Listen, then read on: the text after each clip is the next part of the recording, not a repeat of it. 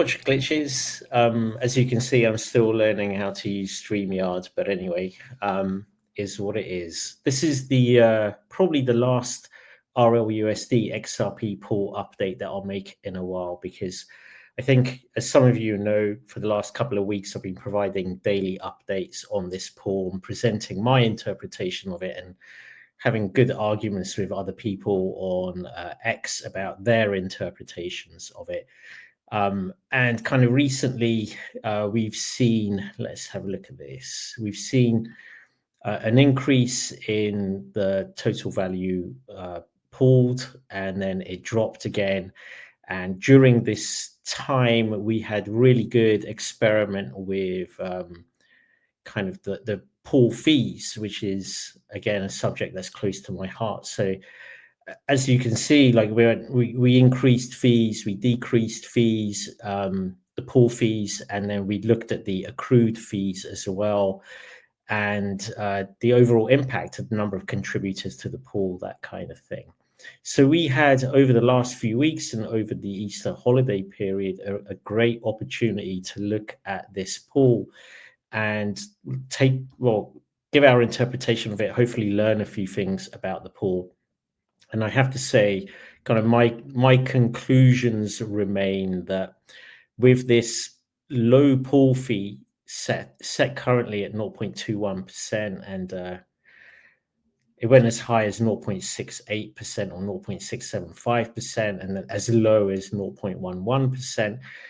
During that time, we looked at how the volume and the total volume and the AMM volume affected the 24-hour accrued fees. And I have to say, my takeaway is still very simple. Liquidity providers should be voting for the maximum fee possible to increase the 24-hour accrued fees. And I think that we have, at least I think, I've come to a couple of conclusions as to why that is. One of them is that this pool is tiny. If you look at the total amount of liquidity that's locked in this pool, the most it's been has been about just over 3 million, 3.2. Let's have a look, see if we can, yeah, about 3.2 here. That's the most it's ever been. Compared this to the broader market, it's an absolute pebble. Or puddle, sorry, of a pool. It's tiny. And I think the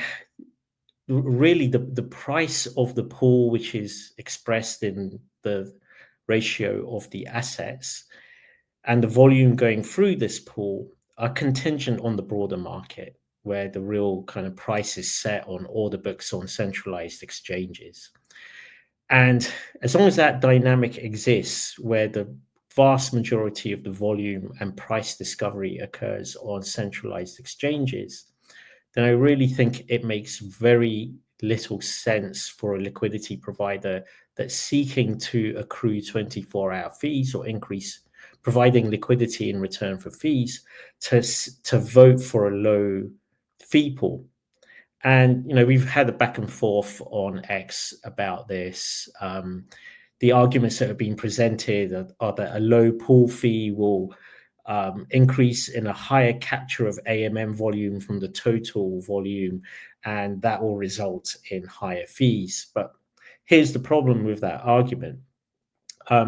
Despite capturing a higher percentage of total volume, if total volume is down, that's probably because volume in the broader market is also down. And that basically means if you've voted for a lower fee, yes, you get more volume in the AMM, but if the fee isn't that high, even if you get 10 times more volume than you normally would, if the fee is 0.1%, you're just simply not going to increase the total amount of 24-hour fees captured. And the whole relationship between the percentage of the AMM volume versus the total volume, it isn't something that's dictated by the XRPL. It's ultimately dictated by the broader market and the volatility in price in the broader market.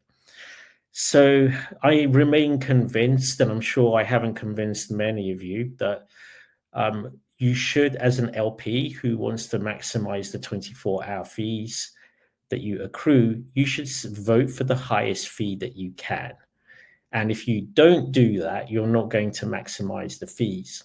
Now, what are the reasons, apart from being ill-informed? Is there another reason why a liquidity provider would provide liquidity to this pool and vote the fees down? Well, if your intent is actually to trade or arbitrage using this pool, then you want access to cheap liquidity. And I think that there may be, I'm not going to accuse anyone of misrepresenting themselves. I think there's a genuine misunderstanding or a belief that low pool fees will actually increase 24-hour fees. I hope that's been demonstrably proven wrong in the last couple of weeks. But I think there may be another motive here where some of the arguments that we're hearing are actually from traders and arbitrageurs. They're not from liquidity providers.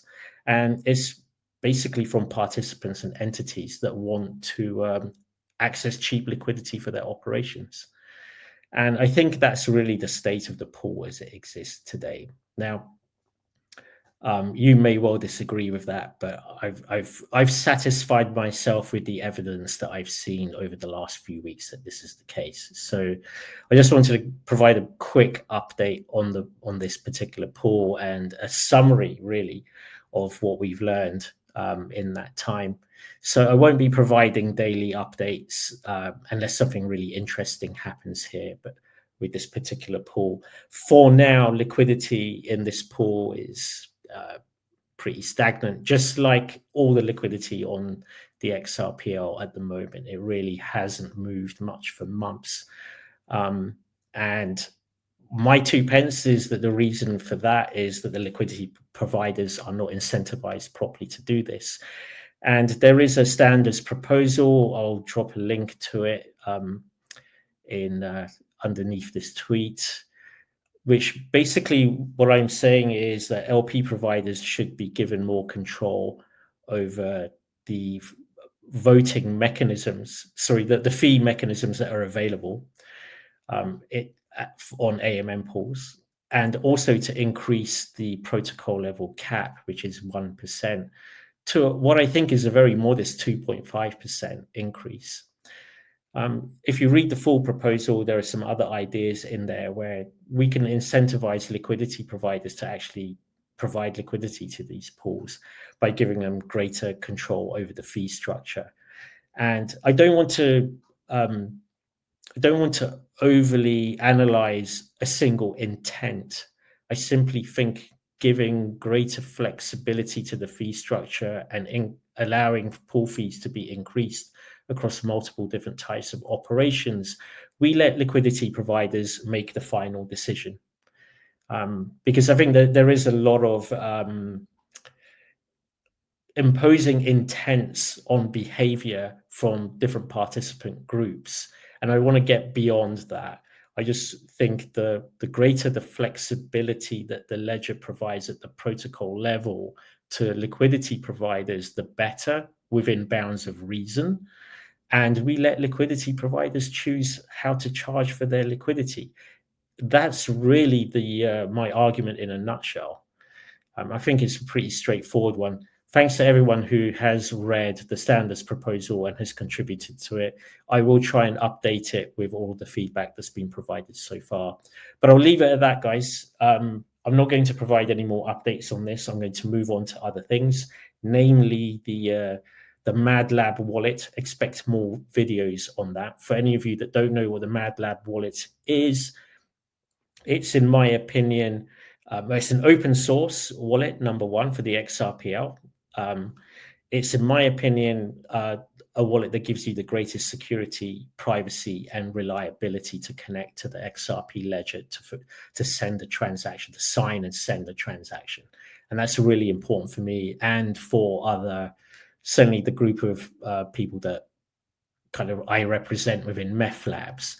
And we're interested in using technology directly on the XRPL without having to go through some of these interfaces or have our transactions being intermediated by some of these interfaces. That being said, I'm not telling anyone not to use any of these interfaces. By all means, there's a place for them. But look at if you're slightly more technically minded, or if privacy, security, and reliability are really values that you can't compromise or don't wish to compromise, then have a look at the Mad Lab wallet. There will be some more videos on that soon. Thanks a lot, everyone. I hope this has been a worthy exercise in trying to understand how the AMM pools work, how you should structure fees, how the broader market affects these pools. Have a great day, glitches.